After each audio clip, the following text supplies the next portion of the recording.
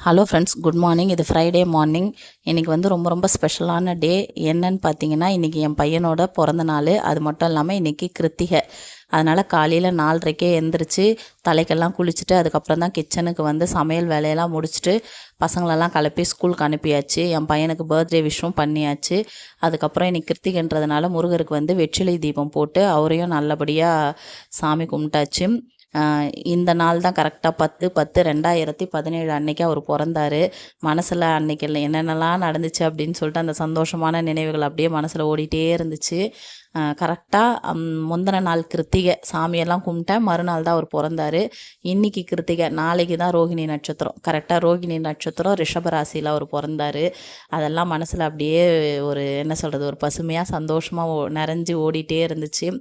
வீட்டில் சாம்பிராணி புகை போட்டு ரொம்ப நாளாச்சு. முன்னெல்லாம் தினமும் போடுவேன், இப்போ போடுறதில்ல. அதனால் இன்றைக்கி வீடு முழுக்க நிறைய சாம்பிராணி புகைலாம் போட்டு ஒரு பாசிட்டிவ் வைப்போட மங்களகரமாக இன்றைக்கி டேவை வந்து ஆரம்பித்தாச்சு.